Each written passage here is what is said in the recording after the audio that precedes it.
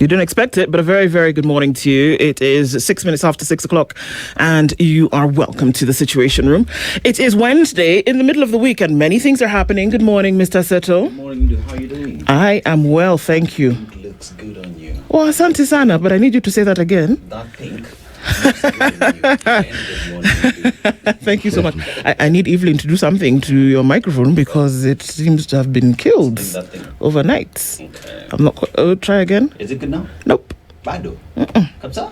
Well, let's see in just a second. There you go. Okay. And you are here in all your glory. Yes. How you doing? Salama. Karibu.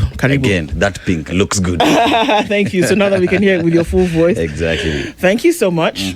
Well, okay, it's Wednesday. It's the 10th of December. Yes. And we're doing things a little bit differently this morning because we're going to kick it off with a conversation already. And necessary for us to do so at this time because, you know, people are busy, but issues are very, very important. This morning, starting our conversation right now, because I know that you're trickling into the room this morning. Our live streams are up on YouTube, Facebook, and on X. And good morning to our audience on KTN as we get into the Situation Room for this Wednesday. The Cabinet Secretary, the National Treasury's one CPA, John Mbadi, and he's here with us this morning already. Good morning.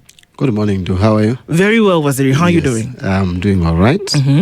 I think it has been a while, but I'm back. It has been a while. It has been a I while. can't remember when I was here last, but it has been some time, yes. It has. Earlier in the year when we're talking about the state of the economy and how things are changing or not changing.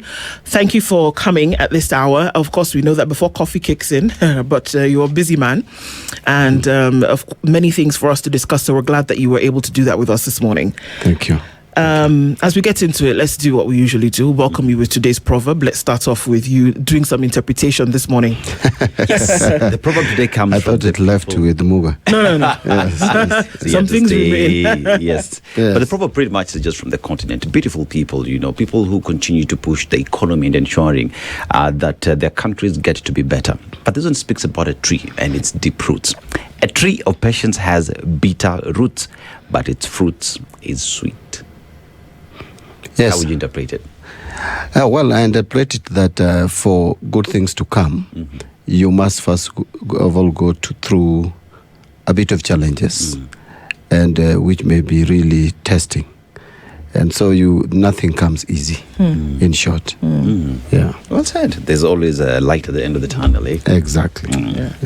Well, I mean, it's great. And thank you for being here this morning. Like we said, even as we jump into this conversation, we're looking into the economy on a scale and we're going to be looking inside the Safaricom share sale as well. We're going to be looking at the economy at large. But, you know, we have these conversations, Waziri, because we hear things and then people want to understand exactly what's going on for them to be part and parcel of a national conversation. So even as we look at the economy at large, let's look at what has come about as a result of this Safaricom sale from our understanding on a general level. And then maybe we can get into some details. So we already know that the government is selling 15% of its shareholding in Safaricom. That comes to about 6,009,814,200 ordinary shares. Yep. The agreed price is 34 shillings per share.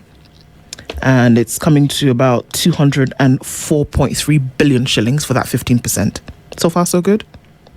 Vodafone Kenya will make an upfront payment of about 40.2 billion shillings to this amount. The payment is in exchange for the right to future dividends that would have accrued to the government's remaining 20% value. Altogether, the deal will bring in approximately 244.5 billion shillings in proceeds to government. So let's start off from the very beginning. We know that a while ago, Safaricom did float its shares and members of the public were able to purchase. Government also has some. From the beginning of this, are we looking at only the government's share in all of this that is being sold? Let's start with that. Yeah, first, I know there could be a difference in terminologies, but I would ask you to use divestiture instead of selling, because I think the selling has a connotation of giving out an asset completely. But we are simply reducing the government ownership in terms of shares in this company. But, you can also liberally use the word selling. Now, government has been owning about 35% of shareholding in Safaricom PLC from 2008 to date. And with the 25% being held by individual shareholders who participated in the IPO of 2008 and which trades liberally in the Nairobi Securities Exchange, leaving the rest 40% with Vodacom. Now, that shareholding is changing a little bit because government is offloading 15% to the other shareholder, which is Vodacom in this case. So then now Vodacom will have 55%, the government of Kenya will own 20%, and the rest of individual shareholders will still have 25%, which will be still trading in the Nairobi Securities Exchange. So that is how the transaction will restructure the company in terms of shareholding and ownership. Okay. Yes. No. So there has been talk around the sale, let's use that term, the sale of these shares. And there are many who are saying that the government is underselling its share and that this is not pretty much what everyone expected. So perhaps you could respond to that, because fine, we will look at how much the share is going for, which is around 24. So if you look at 34%, what's the conversation? Is there any credence in those who are accusing the government of underselling the shares?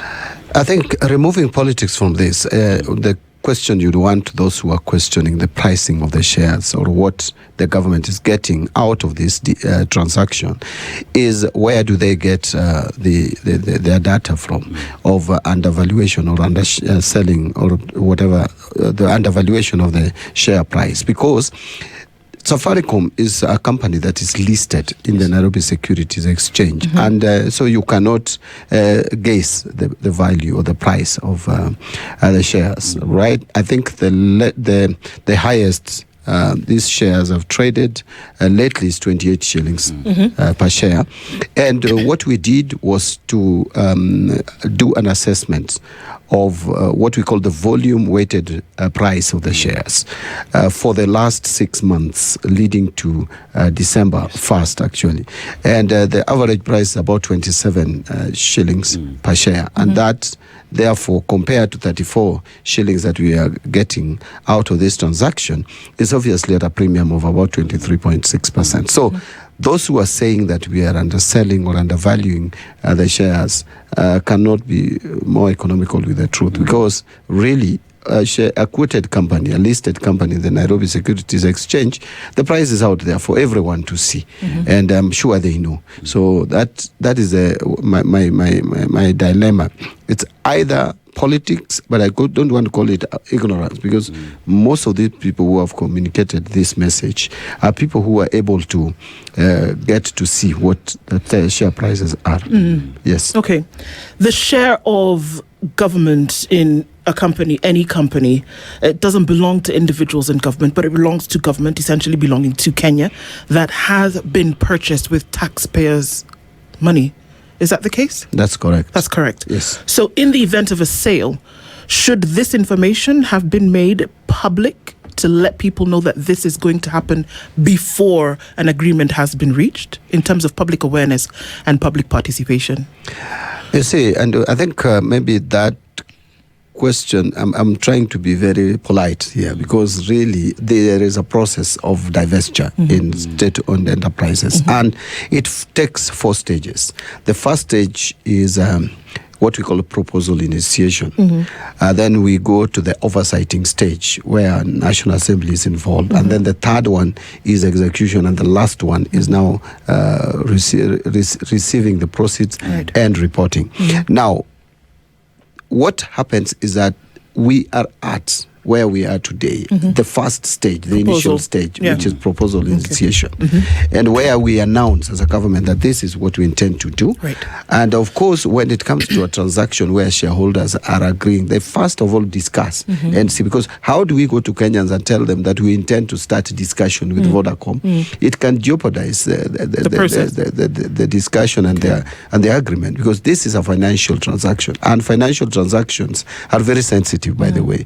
They are very nature. In fact, capital market is a very sensitive market. You have to be very cautious. Remember, the American economy was almost brought down by capital market, the turbulence in the capital market. So we have to be very careful. And the law requires, or the procedure requires, that once you negotiate and discuss and you have some offer on the table, then you communicate to the Kenyan people.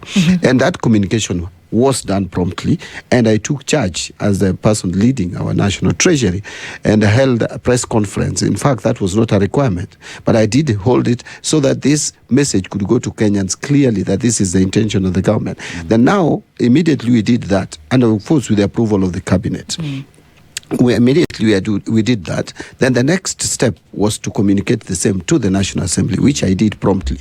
And then after doing that, now the National Assembly has taken over the process. And the public participation process has kicked in. 2 days ago, you saw an advert from the National Assembly inviting and communicating to Kenyans that we are going to have a process of public engagement, public participation, public hearings to hear from Kenyans. And then this process will take about 30 days, where Kenyans now have opportunity to raise concerns with all issues they have, including the ones you are asking. And then I will be invited to the National Assembly to respond to Kenyans. Right. And it will be in the public glare, because parliamentary proceedings are usually covered in public.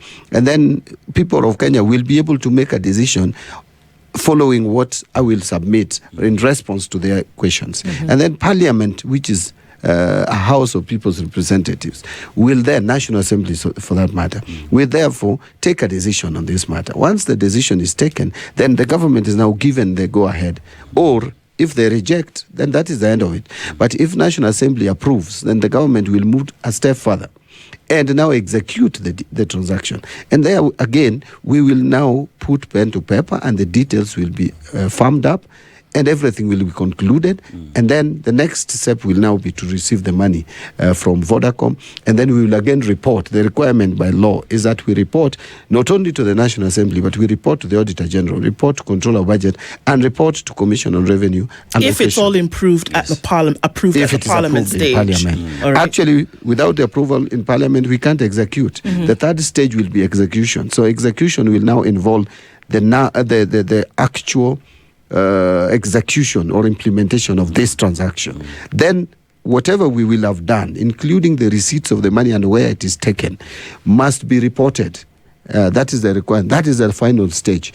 And it will be reported to different organs.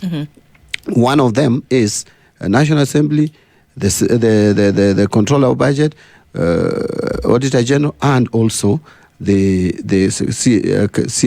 Commission on Revenue Allocation. But something else that I wanted to also point out that I was forgetting. At this stage, apart from the National Assembly, we have other oversighting institutions like CMA, Central Bank. They are already involved in this exercise, this transaction, to see if whatever we are doing follows the law and is in compliance with our regulatory framework. So it is a very elaborate process which has just kicked off.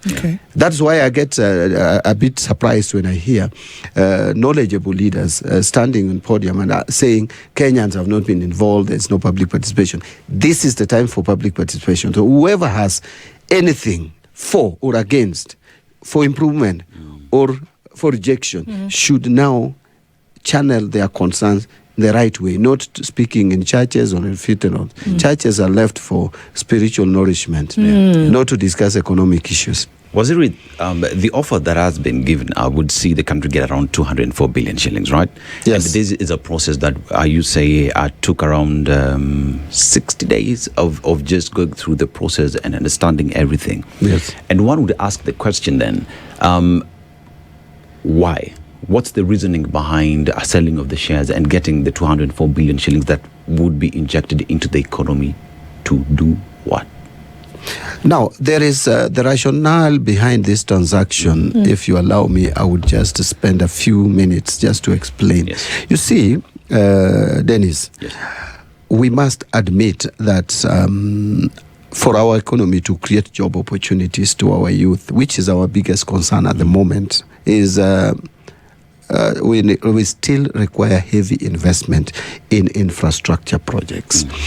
And we need a growth of not less than 7% GDP growth. If we are still growing at 5% or below, like it happened last year, I don't think we'll be able to create enough jobs to match the number of youths who are coming out of our colleges and other training institutions.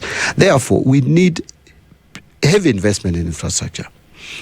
You can only invest in infrastructure. For example, we have challenges with our roads still. The roads leading to our major markets in the region are still not in good condition. The road leading to Uganda, which is our major trading partner, is not in good condition. In terms of ease of doing business, you can take a whole day on the road between Nairobi and Malava. And the same with Namanga. It gets crowded. And many other roads. Look at Thika Road, the way it has become. It used to be a major highway, but now the traffic is just too much. And many others. We have issues with energy sector. One of the reasons why investors are shying away sometimes from investing in Kenya is because of A, cost of energy, 2, reliability of it. We must add more megawatts to the grid for reliability and cost cutting to promote and support investment. I would go to another sector of irrigation. We cannot continue relying on rain-fed agriculture. We must get dams and we must irrigate or get to irrigated agriculture. Lastly, our airport, look at the way it is. We tried the PPP model, Adani, didn't work. Now, this infrastructure require heavy funding. Where do we get that money? There are options. Option A is to come for your money, the salary that you There's none left. and other taxes. I don't think you have any other money left to give us. And in fact, if anything, you want us to reduce the tax rates. So that is not, tax hike is not an option. Then the other option is to borrow more. Again, that is not an option because right now we are spending close to 50% of our taxes in debt servicing. So what is the other option left? Other more innovative, creative ways. Now we have mature value assets, value investments. Government, again, I want to repeat, is not in the business of doing business. The government should facilitate businesses. By the way, we are not supposed to be depending on dividend. Dividend is not the income stream that the government should rely on. Government should get taxes and implement projects. As a matter of fact, every business, including your kiosk, the government owns almost 30% of it, whether you like it or not, because we tax it. Therefore, what we need to do is to create an economy where the private sector invests resources, and out of those resources, they make huge profits. Right. We have an economy which would allow the private sector to make big profits, and the profit then would give us taxes. Now, let me conclude by saying this. Having assessed that and having realized that we need resources to do this infrastructure for our economic takeoff, therefore we must look for seed money. And that is why we are looking at those assets which are mature enough, which can be taken to the market, and we raise some money, put in an investment vehicle, which we are calling National Infrastructure Fund. Now, this National Infrastructure Fund will be a limited liability company, which will be formed under the government-owned enterprises bill, which we have a law which we have just passed. Now, this company will be the one now charged with the responsibility of helping to crowd in the private sector investment into the public infrastructure projects, like the institutional investors, pension funds, insurance funds, and other individuals who have resources to come and invest here. This fund will help to de-risk the investment in the public infrastructure project. So crowding in resources. If we have, for example, so it's like Kenya's old crowd fund, Kenya's own personal crowdfunding model. Yes. what are we looking at here is that you would then follow the example of what you likely would be doing with Safaricom, whereby if there's government stake to be divested, Yes. then you continue adding to this fund where you can then take from to cover some of these infrastructure projects. Am I right? So you are right. What we are looking at is those investments which we can divest into, raise funds. We are putting as seed capital into this company. Once you put money there, then the responsibility of this company will be extensive. It is not just having the money. The design of projects, the fundraising for the projects, the implementation of the projects will now be given to this company, because again, private capital fears bureaucracy. If you subject them to government bureaucracy, they will take off. So what you do is you have money, and I will give you an example. For example, you want to implement a project that would cost you 100 billion shillings.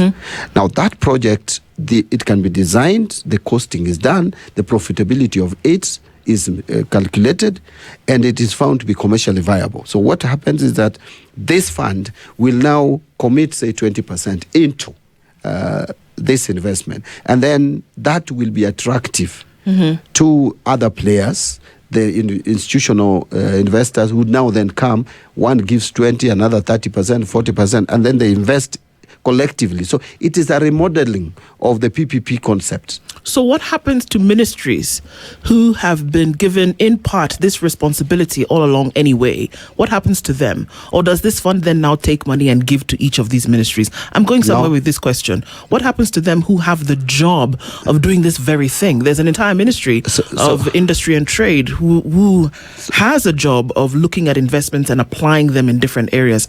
How does this work with those? I will explain to you. First, these ministries will be left with two things. Number one, we are taking away from these ministries commercially viable projects, implementation of the same. Like if it is roads, the roads that can be tolled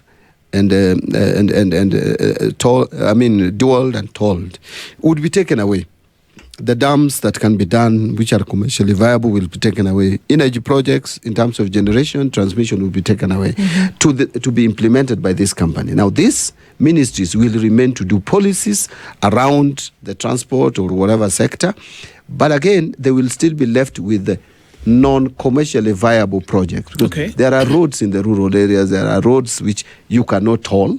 Those roads are still going to be executed by the line ministries. But those which are commercially viable will be done commercially, and in the sense will be run and executed with that business mind. So who handles, who controls, who manages this infrastructure fund, which ostensibly will be holding huge amounts of funds based on what you're saying? Who handles that? We are forming a company. And so this company will be run professionally and with a business mind. If you look at the details of the Government-Owned Enterprises Act now, you can see we are actually shifting away from a system where government-owned enterprises, including the ones that are commercially viable, those who are making profit like APC, they were still being run with heavy government presence. And even the appointments to the board, the management structure, the governance structure was so government heavy. And that was compromising the professionalism in terms of running this business. You seem to be admitting at some level, Waziri, that government is unable to carry out things professionally. And so this must be removed and given to a private entity to then control things, which money then goes back to government. But no, that is a reality. The government has no technical expertise to run businesses. In fact, the bureaucracy in government, the world over, there is no government that is efficient in doing business, because all governments are bureaucratic. There is no government that is not bureaucratic. So even in terms of decision making, it is a challenge. Who would want to invest or do business with a system where you take 2 months, you are still pushing paper from left, right, and center? So if you have to carry out an economic activity, you must reduce government presence. Take, for example, Safaricom. If it continued the way it was before 2008, Safaricom would probably just be making 2-3 billion in a year, and we would be still very comfortable. We would be saying today that, look, this is a jewel. It is giving us dividend of 3 billion shillings per year. But look, with 35% shareholding, we have been getting about 16 billion dividend per year. And with 20% shareholding, because we are allowing more private sector participation, and Vodacom may, from the way they are communicating, invest even more resources in this company. And with 20%, we may end up even making over 10 billion. Look at what Vodacom has just announced. They have said that even the dividend that you're giving us in advance, chances are that they may recoup it in 2-3 years, meaning they're already projecting higher profits. So you need private sector participation in business-oriented enterprises. Is that why you gave it to Vodafone? Or is that why the decision is leaning towards just Vodacom as a sole buyer, as it were, as opposed to ponying up these shares to the general public who, own some of the shares in the first place? Why didn't we see that it was opened up for more people in that decision already? A number of reasons. Number one, Vodacom as a company has history with this company, Safaricom PLC. They have been in this space for some time. They understand the company, they understand the business. They can take more risk than any other new player coming in. Two, it would have not been prudent to offer this company or the more shares to the public for a number of reasons. Reason number A, that share prices of the share price of Safaricom today in the Nairobi Securities Exchange is way below the price that we got. And so if you took it to the market, chances are that you are going to get it as even a discount of the current share price, because you are offloading more shares, meaning when you offload more shares, clearly you are creating more supply of shares as opposed to the demand, which is constant, I assume. So then the prices would even come down. Three, already we have another active company that we are soon giving out to the public. That is the Kenya Pipeline Company. If you again put in another asset, it would be saturating the market. So it was not a good idea. Lastly, there is also benefit in selling, or rather divesting the shares to Vodacom, because even the way it will be paid, they will be paying us in hard currencies, as opposed to if you sold or if you offloaded the shares to the domestic market. And the hard currency has the benefit of improving and increasing our forex reserves, which again would help us in stabilizing the shilling further. So in terms of economic fundamentals and economic decision, it makes more sense in making this decision to move this direction. Waziri, you said that the government has no business in making profit. It's there in doing development and making sure that things like infrastructure is a reality. But even while at that, the company that you're saying that is being formed, that will oversee the infrastructure fund, one asks the question, at the end of the day, the government still has a stake in it, still has a hand in it. That is correct, right? Yes. But the biggest problem that the country has continued to face years on end, you look at companies like the KPC, the KCCs that we've had, good companies that have been performing well, but there is always that problem of corruption. So even with this company that now is being formed, what guarantees are there that it would not end up like the companies the government has had before? This company that is being formed, first, we must ensure as a government that the method of and the process of bringing people into the governance structure of the company is transparent and one that is professionally executed, so that we get the right people. Because again, what will set this company apart from the rest is if it is managed prudently and efficiently. And you need that, because otherwise we would not be able to realize our objective of having serious infrastructure development in this country. We need a company that is going to have a mindset of execution with the business mind. So that's the process of constituting the company, and we are working on that already. The company constitution, governance structure, and the framework to help it execute its function must be above board. So you see the company that you talk about, because when you talk about corruption, there is the fact that what we're talking about today, you find these companies are owing Kenyans. You talk about pending bills from these companies, suppliers have been there, and Kenyans have not been paid. And these companies that you're forming, one would hope that it would not end there. But Bwana CS, as we talk, let's talk about pending bills, 500 and something billion shillings that Kenyans have not been paid, supplied services and goods, they've not been paid. What's the plan?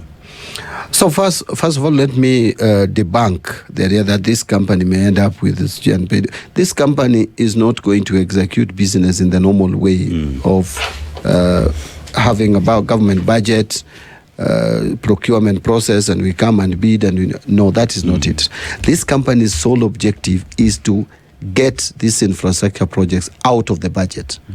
The funding will be done by private players who already have the money and putting in, and after that the project will pay itself. So that is the focus of this company. It's not a company that will be bidding against other companies for government projects. That's not it. But now coming back to your question of pending bills. Pending bills has been a challenge. And by the way, some of these pending bills date back to 2005. They are not pending bills of yesterday. And it is not something that you can fix in a day. So we have gone through the verification, and the committee has already compiled a report, and that report reduced the pending bills payable to about 240 billion. I think finally the figure may be 250, because they are supposed to give me the final report by the end of this month, when their term is finally coming to an end. Now, already we have paid close to more than 80 billion shillings, because part of that pending bill was relating to the road sector, and we, through securitization, raised funds, which we paid 80% of the bills so far, 40. Right now, I think this week or next week, they will clear the remaining 20%. So almost 100% of the pending bills under the road sector will have been cleared, as at the time, I think December 2024, right? So going backwards. Now, the other bills, we are working on a cabinet memo to present to the cabinet on how then we deal with about 155 billion shillings of pending bills relating to other sectors of the economy. And this will help us move the economy forward. But you can see this, the effect and the signs of reducing pending bills by the government, all right? Especially in the road sector. If you read this paper that I have here, there's a Business Daily. It's telling you the report of November is clearly indicating that the non-performing loans have drastically dropped from the month of August, September, October, November now. The non-performing loans means the loans that were not being serviced in the bank have dropped. What does that tell you? It tells you that there's some liquidity that has come into the market, that the contractors and the suppliers who have not been paid over the years are now getting paid. And so they are reducing their debt liability with the banks. You can see the bank rates have fallen drastically. You have seen even the uptake in this report of November, the highest increase in credit to private sector has been recorded in 19 months, which is today 6.3. Remember, early this year, there was a contraction. There was a decline in credit to the private sector. It was growing at negative 2.9. But today, it is growing. In the month of November, credit to private sector grew to 6.3%, which is a very high percentage. And that tells you clearly that the economy is picking up. You know, you will hear people talking a lot about other things. We are not feeling money in our pockets. It's all well. You will hear the opposition speaking negatively about the government, that nothing is happening. But what is the reality? The reality is that the bank rates have fallen, right? In 1 year ago, the average bank lending rate was 17.2. Today it has fallen below 15%, it's 14.9%, and it is continuing to come down. That is how to improve the economy. That is how to get money into people's pockets. Because if you can go to the bank and borrow cheaply, that is what you want. And that is money that will go to the private sector and expand businesses, expand companies, and they will offer employment to our people. Because we do know that one of the sure ways of making sure that an economy grows is by putting support behind the private sector. Exactly. Like you so well said, government is not in the business of doing business. Correct.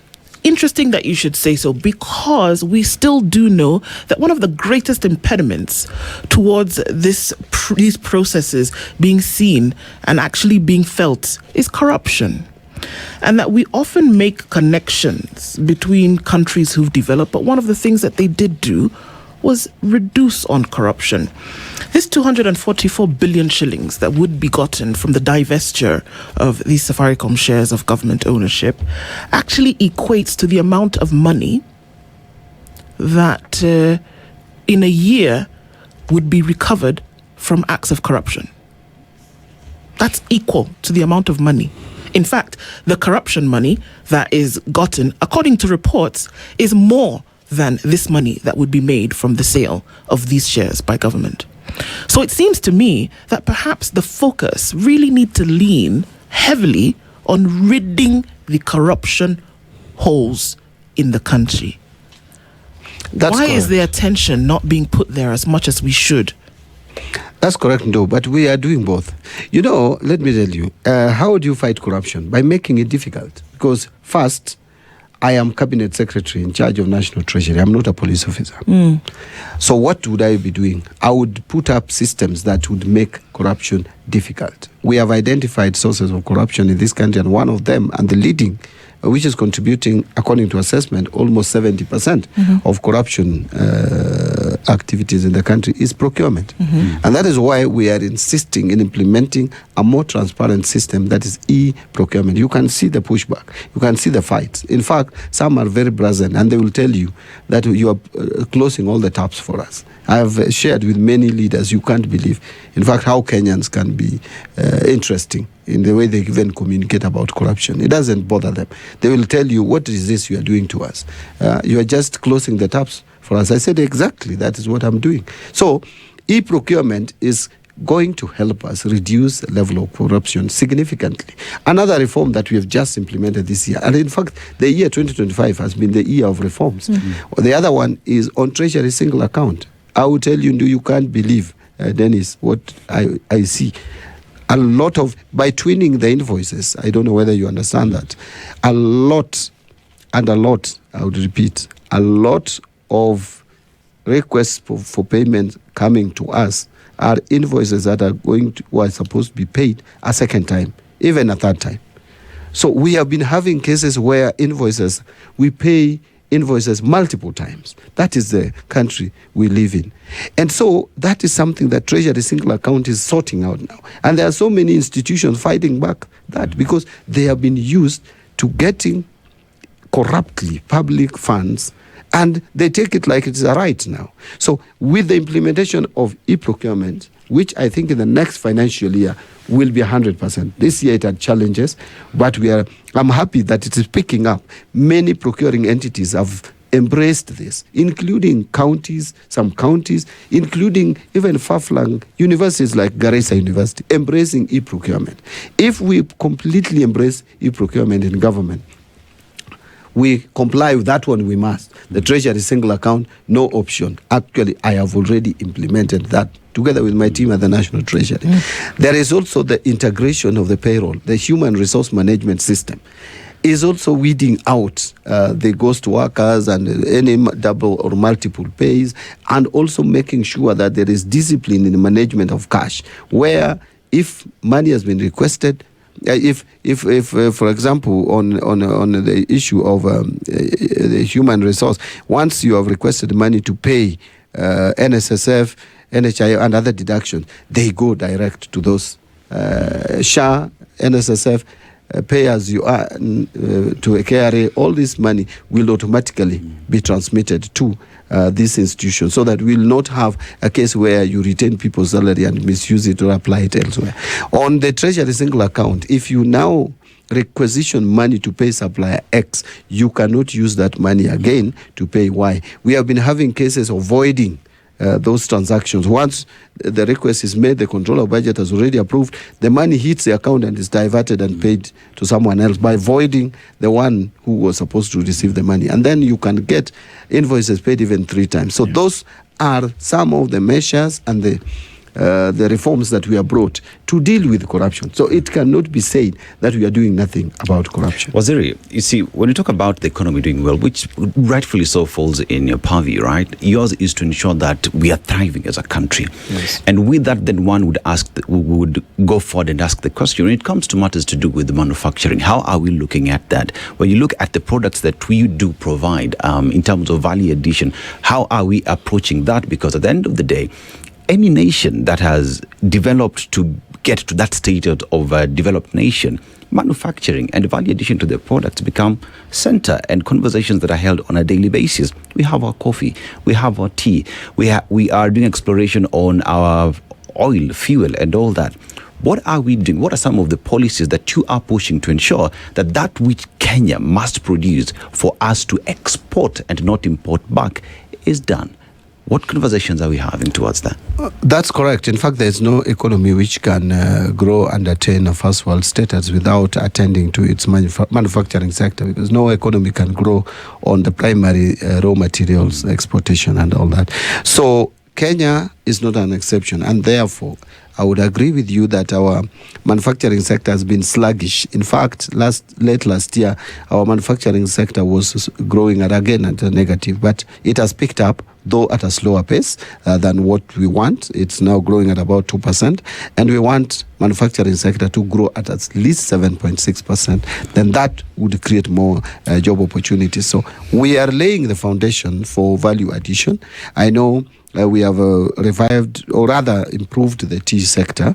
The coffee sector has been revived. The pyrethrum sector is being revived. But we are now working on the value addition, or the value add. And that is why you can see a commitment on the county integrated industrial parks, aggregated industrial parks, the KIPES. We want to go to the local economy, because if you want to really add value, you have to do it at the grassroots. And almost all counties, a lot of them, the parks are at very advanced stages. We are trying to blend their money. We are matching the county's resources with the national government resources to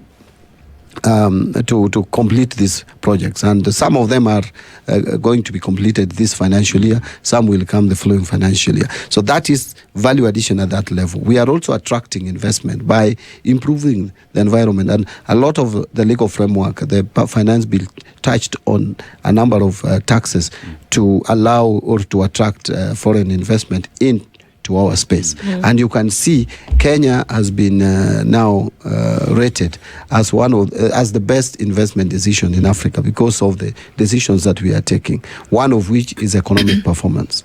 So gradually we are moving to that, to enhanced manufacturing sector participation in our economy. But we are also not leaving behind other sectors like mining and quarrying and minerals, which was doing very poorly by the end of last year again, but it has picked up. It was growing again at a negative of 2.9%, I think.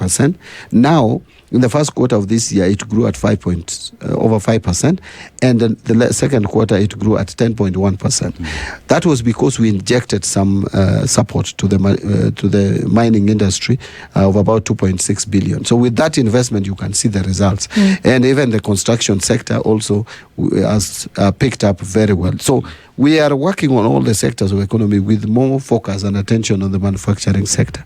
Yeah. So of those two things that are very clear that need to happen for an economy to grow is the number one, which we've looked at, I mean, very lightly at the top, which is corruption. We make the parallels, and in this place I'll call you CPA, we make the parallels between countries that have moved to developed from developing. And one of the first things is that they have really tightened the screws on corruption, and then they've made sure that they're selling for profit. Just like you said, in the manufacturing, they make and sell for profit to the outside world. One of the things that will also continue to stifle Kenya is its debt. The amount of money you know, because you oversee these payments every day, possibly, that any money that hits the consolidated account, first of all, goes towards paying debt to the tune of almost 70% of income. How then will we see that this money that you're getting from now shares of companies will not also go towards paying debt first? How will you operate a purely independent company without looking at the stifling debt that Kenya is struggling under, which we know Kenya can only take a loan for development, but we have not seen development commensurate to the debt that Kenya owes, almost 12 trillion shillings at the moment. And we are hard pressed to see what development projects, because we know that legally Kenya can only take this money for development. We are hard pressed to find projects commensurate to 12 trillion shillings in Kenya in the last 20 years.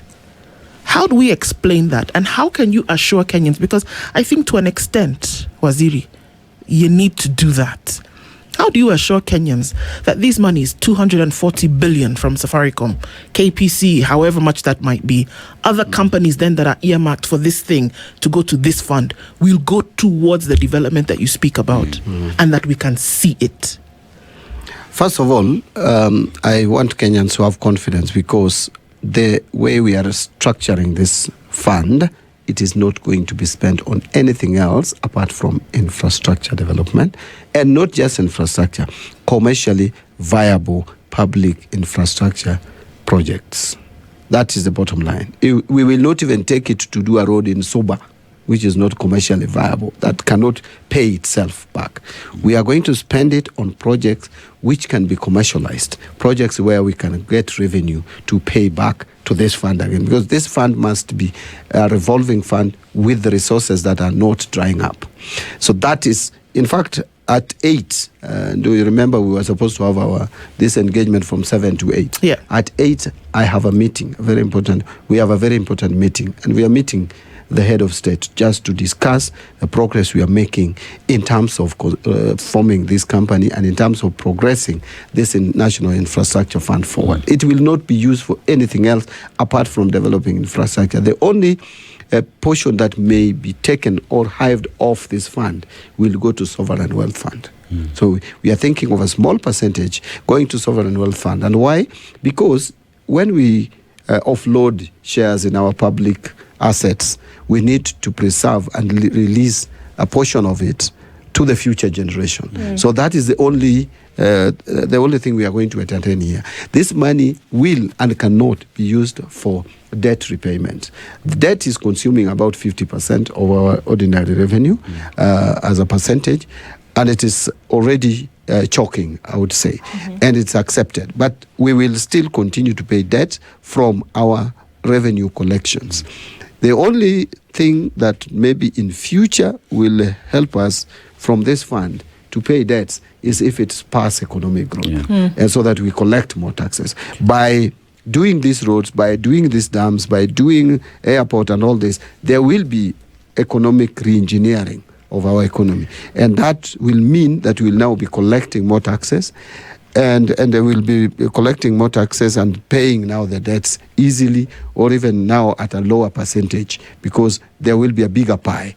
There will be more revenue coming into a revenue stream. But we will not directly use the proceeds of privatization or divestiture of government to pay loans or even to pay other recurrent expenses. Waziri, the debt that you say is choking Kenyans today, many say it is choking Kenyans because the money has been stolen. And one of the ways that you as Waziri, who is in charge of overseeing the debt repayment of this, one would ask the question, if these monies were stolen, why isn't Treasury, the government of Kenya, pushing to ensure that those who stole the monies are brought to book, they pay this money, so that Kenyans are not choked in paying this debt? Are we looking at heads rolling for those who've stolen this money to end up in jail? You know, there could be a number of reasons why the debt that we have is we are finding it difficult to pay. One is could be there was corruption in the implementation of some of these projects. Budgeted. And, yes. Yep. Which, again, we have institutions which have the mandate to follow through. And A, we have the Auditor General to come up with a report. B, we have the National Assembly and the Senate to oversight and make recommendations. We have ESCC, we have DCI. And so the role of National Treasury is to put in place systems that would deter. It is not really the work of CS National Treasury to go after people who have stolen money. Now, second, there could also be a reason why, and I will explain to you another reason why we could be finding it hard to pay our debts, is because we invested these debts, or the money that we collected, the proceeds, into long-term infrastructure projects, some of which are taking too long, would take too long, and that is the practice, to pay back or have serious economic impact on the economy. And so that one is why we are now taking off some of these projects out of the normal budgetary process, because the loans that we take, some of them are short-term. Even the bilateral loans that we took, some of them are 7-year loans, and you are investing in a project that would take 30 years to pay back to the economy. It's not prudent to support or finance such projects using loan money. You now need to go to another model, and that's why we are going to this model where an investor will come in, and these are institutional investors which need constant stream of money even for 50 years, because they will be paying their pensioners, they will be paying insurance claims and all that. So they can put money in, which would take 30 years to recover in a staggered, more systematic way. So the mistake that I think we made as a country around 2013, 2014 coming up was that we decided to do so many infrastructure projects with loan and long-term infrastructure projects, which take long for them to have clear impact on the economy. Yeah. Yeah. If you say there's budgeted corruption, which we know that there is already, we know there's budgeted corruption. That has been the practice. It's difficult for Kenya to pay its loans. Long-term infrastructure projects for which money has been provided has not been completed. We're talking about 10, 15 years. Money has been provided in terms of borrowing of these loans for these projects to start, to progress, and to be completed. This has not happened. The mystery around all of this, and we're going to go back to where we started from, is that if we're looking at a company which is going to be commercially viable, the mystery here, Waziri, is who is this person? Who are these people? Because unless they come from outside Kenya, who are these people who are going to run, manage, and control this fund, which, according to what you're saying, at some point may get into the trillions of shillings? Who will run it in a manner in which it will be watertight and above board, that will not go back in the direction of this budgeted corruption? Money has been taken, projects unfinished, and due diligence unable to be followed. Who is this person? Who is this entity that's going to do this, that government trusts enough to do a thing that itself has been unable to do? You can imagine where the jitters are coming from. Yeah, so it is true that there have been some budgeted corruption. That's why we are changing our model of budgeting into zero-based budgeting. We are now insisting, and the budget that we are working on today has been based on zero-based budget. We had sector engagement in Mombasa. Each State Department must justify every shilling that they are requesting from the National Treasury, as opposed to previously when we were doing incremental budgeting. Also, the issue that you have raised regarding some of the commitments that we make with our development partners, the money we start paying and the project has not even kicked off. We are again dealing with that because we are addressing the question of the all donor-funded projects. There are a number of reasons. I don't want to go into the details why we have been having challenges, yet we start paying commitment fees on projects that have not even kicked off. So we are working on that. the office of the deputy president is coordinating that engagement with the development partners.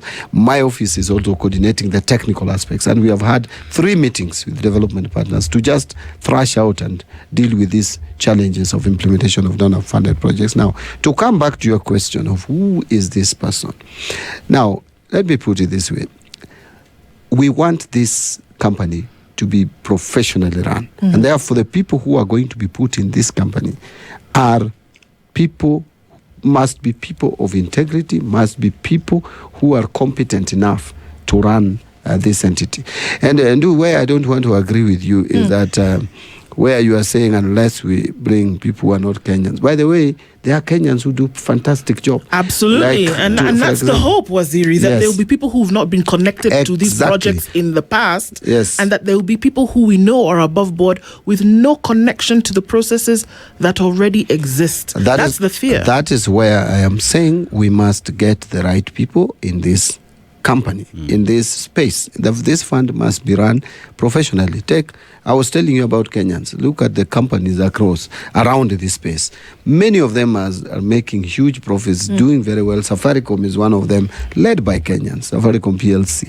We have KCB is doing very well, Coop Bank, all these banks, Equity Bank, these are all run. Look at how Equity has expanded, and it is run and managed by Kenyans. I mean, if you get the right people, the right Kenyans. In fact, Kenya as a country in Africa is leading in terms of human capital. True. You can probably just compare it with a few, like maybe Ghana. Kenya is fantastic in terms of our human resource capacity. And that is actually has been our strength, which is even attracting direct foreign investment. So we have the people. It's only that the identification of these people has been a challenge. Sometimes we use tribal lenses, sometimes we use vested interest. We need to allow the right Kenyans, regardless of where they're coming from, not to talk about other parameters like shareholding. Let us accept that we can bring in the right people. And so what we should be judged on is the process of constituting this company and bringing people onto it is where Kenyans now should subject us to scrutiny, to just say, oh, wait a minute, this guy doesn't have the background of running serious business. We have Kenyans who have run, and we can poach. We can even headhunt and get the right people into this company. But by the way, there are so many Kenyans, some of them are very reputable, who have started expressing interest that they would want to do this. But we are going to have a system that is foolproof to get people on board. Waziri, as we talk about this company that will be foolproof, that will run in the way Kenyans expect, one would equally say that we want as well the companies that the government has, these are the companies that are not run well, to be fixed. Because whether we like it or not, these companies as well will be here, and they must perform to the levels that we expect. So as we work on putting up this company that will be run professionally, perhaps we also look inwards and say, we are not leaving these ones behind, because they are part and parcel of the entire ecosystem that will spur the economic growth that we look forward as Kenya, perhaps. Exactly, and that is what we are doing. Remember, we are doing so many things. Maybe we were just talking about Safaricom. There is a whole question of SOE reforms, the state-owned enterprise, something that has been pending for years. At least this government now is implementing it. First, remember, we just passed a government-owned enterprise bill, which is now Government-Owned Enterprise Act. We have taken off, or we are taking off, about 60 or so state-owned enterprises which are commercially viable. To taking their management, we are even removing them from line ministries and making them be more managed from the National Treasury, because National Treasury, the Cabinet Secretary, owns assets on behalf of Kenyans.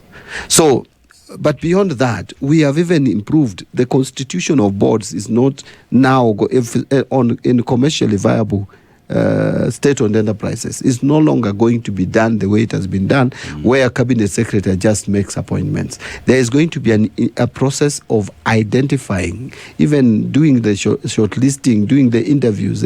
This is going now to be done to get the board members, as opposed to what it is today, where people have been saying we are using them as political rewards. Well, there's nothing really wrong with politicians also holding position. I'm also have a background in politics, and I'm here, and I believe I can do something because I have gone to school, I have a professional experience and all that. But then that shouldn't be the only guiding principle or judgment that because you have been an MP here, whatever there, then that for you, we have to reward you by giving you appointment. So there is definitely a change in the governance structure of government-owned. We now call them government-owned enterprises. That is the commercially viable ones. Then the rest also, we are even merging.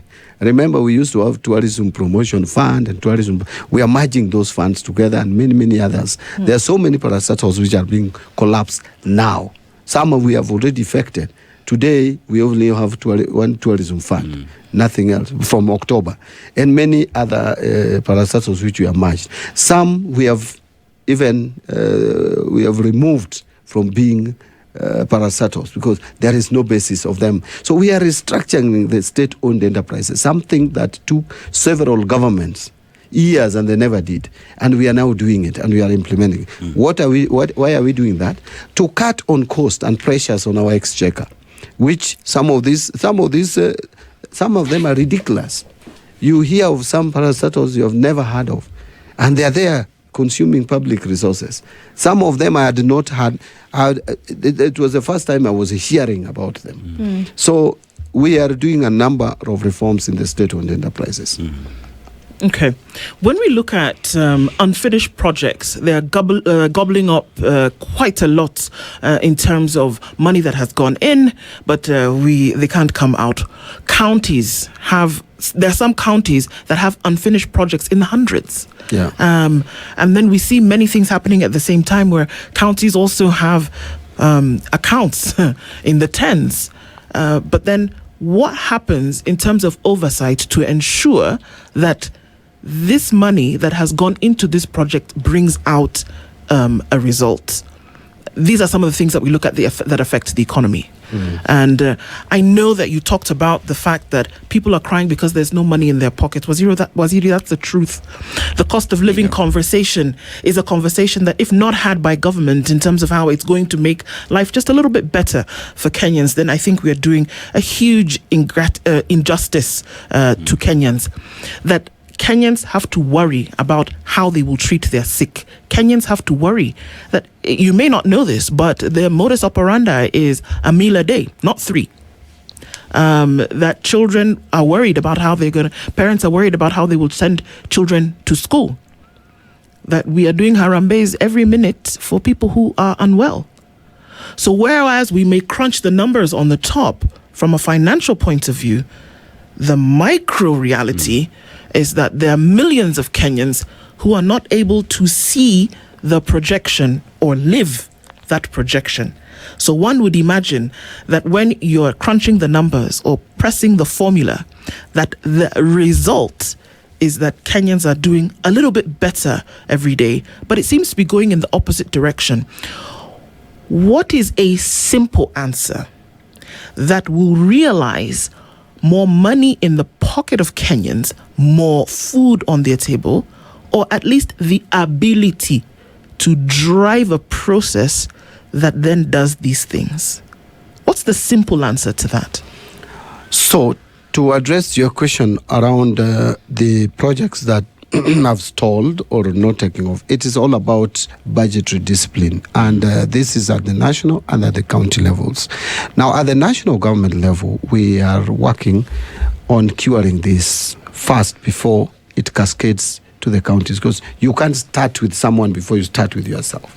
Now, at the national level, we are insisting now on zero-based budget, and we are also insisting on realistic budget revenue projections, because that is one reason why we have been accumulating or rather having stalled projects. And we are also insisting that before you propose new projects, you must have a strategy on how to complete the ongoing projects. So all that is being addressed at the national government level. That is the only way to deal with it. And then I hope this will cascade in counties. Counties have this tendency of projecting. They put expenditure first, then because they know this is the shareable revenue, the remaining deficit they lump onto own source revenue, which they know they will not even collect, and so they start implementing projects where they don't even have money in the first place. That is hence accumulation of pending bills, and also the problem that we have of incomplete projects or uncompleted projects. Now, to answer your question on the cost of living, how do we deal with the cost of living and having people having money in their pockets? It is a multi-pronged approach. One is, first, you must create employment to our people. Because the biggest challenge we have, Ndu, and I'm sure you also face it, maybe because I know you are here, and my friend then is here. A few of us who are earning salary, so many people depend on us, because you have your brother, your sisters who has left school with the degrees, some 2, some 3, and they have nothing. And so you have to step in to assist them. I do step in to assist my siblings, my people who are close to me. And if each one of us was having something to do, we would reduce that pressure of black tax. That is one thing that is making us have less now to spend on ourselves. And then you feel the pressure and you say you have no money in your pocket. The other thing, so creating jobs is one way, and I've spoken to that.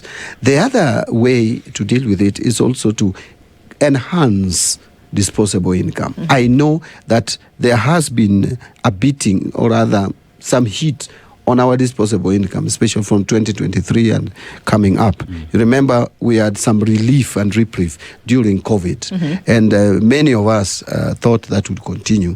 Then that came down, and then there are some tax increases from 2023, and the tax increases was not out of nothing. Really, we had pressure with our debts repayment. Yeah. Either we had the option of failing or defaulting in debt. If we did, we would not have economy even to complain about. We'd have nothing. The Kenya would just have gone to the dogs. But then we have tried to manage a bit to reduce that pressure. If you look at what we did with the Tax Laws Amendment Act of 2024, December, there was some reprieve that we gave.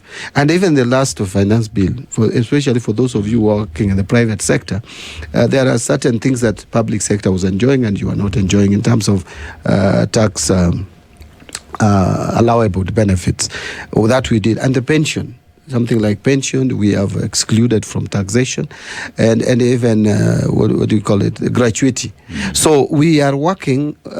In fact, the thinking of the government based on the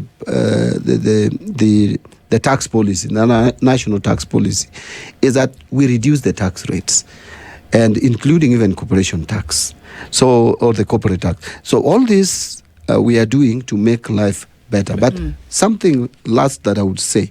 To make life better for Kenyans, you need to reduce interest rates in the bank, because that is how then the private sector would get money, expand employment, even increase people's salary, because an employer who has squeezed resources would not give you even a salary increment. So we are, look, you can see, and the evidence is there that the bank interest rates are coming down. And then again, let me point out that people have been saying that things are just out of hand. It is not entirely correct, because I've told you about Purchasing Managers Index. That is what measures the people's purchasing power. Kenyans are purchasing more. That is the fact. From August, September, October, November. If we continue in that trajectory going forward, then we will have more liquidity in the market. Lastly, the government has been trying to make sure that the cost of living does not increase or rise exponentially to an untenable level. And that is why the cost of food, the government has invested in agriculture to make sure that we have food. We are also talking that and speaking to the fact that we cannot continue over relying on rain-fed agriculture. Look at the way the weather projection is being made today. We are likely to have depressed rains. So we need to move to irrigated agriculture. Therefore, in which case, food will be cheap. And sugar has now been, the prices of sugar has been maintained because we have reduced the importation of sugar. And if we can continue that way, like now Bora scheme, about 50,000 acres is being put under sugarcane production. If we can be self-sufficient in sugar, self-sufficient in maize, rice, we are still importing about 700,000 bags of rice. If we can be self-sufficient in rice, self-sufficient in sugar, and edible oil, we improve on edible oil, we will reduce the food imports from 500 billion that we are spending per per annum to even 100 billion, or even eliminate it completely, and even get to a net exporter of food, because we can. Yeah. So, I mean, lastly, Waziri, public participation for the Safaricom divestiture of government shares, where is that being held? How can people lend their voice to this, and how will that happen? Yes, no, it is good you have asked that question. You know, sometimes I get really, is it interesting or baffled at the same time that Kenyans call for public participation when they should be doing public participation. Or sometimes they wait for public participation to end, then they ask you for public participation. Right now is the time for public participation. Parliament has already advertised. It was on the newspapers, I think on Monday. They asked for opinions, and there will be engagement. I think they gave even a itinerary of where the two committees of parliament will be engaging with the public. It is an opportunity. They have about 30 days. It's an opportunity now for Kenyans. And you can even do a written memorandum and submit it to parliament, to the National Assembly. But there was also public engagement, giving timetable on where the committees are supposed to engage with Kenyans. After that is when the National Assembly will now retreat and do their report, and they will invite me to appear before them to answer to the concerns of Kenya. So the time for public participation is now. Don't wait. Then after December, in January, around mid-January, then you start asking, why is it that we have not done public participation? This is the time for public participation. And part of public participation is what you are doing. You see, I'm here, seated here. Yes. I have answered so many questions. I am sure Kenyans are also sending you questions. That is what we call public participation. And they are listening to what I'm saying. Now they need to petition their legislators and tell them, from what we have heard from Mbadi, we support this, but these are our concerns. Why don't you raise it with them? And members of National Assembly, I hope and I believe, should be visiting their constituencies to listen to the people. And one of the things they should be asking their people when they visit, because I've been a member of parliament for 17 years, so I'm speaking about something that I know. Talk to your people, ask them, there is this question about Safaricom. What do you have to say about it? Right. At least hold one baraza. If you want to be a good people's representatives, hold one baraza with your constituents and ask them. It doesn't have to be everybody. The feeling and the thinking of people is usually uniform across. So just ask them about Safaricom. They will tell you their misgivings and their concern. Then you bring that concern to parliament. To parliament, and bring it to parliament. Yes. The CS National Treasury is CPA John Mbadi, and he's been here with us this morning. We've overshot our time, but necessary for some of those things to come in. I want you to improve it a bit and say FCPA. FCPA. Yes. Well, we can do that. Thank you. It's the CS in the National Treasury. FCPA John Mbadi has been here with us this morning. Thank you for being here. We look forward to these conversations. You will still come under pressure, so I'm sure that you have a tough skin to then be able to answer the questions that Kenyans have. That's why I took the job. Above board. Kabisa. Asante Sana. At 17 minutes past 7. Thank you for being here. We look forward to the next. Asante. This is the Situation Room, the only way to start your day.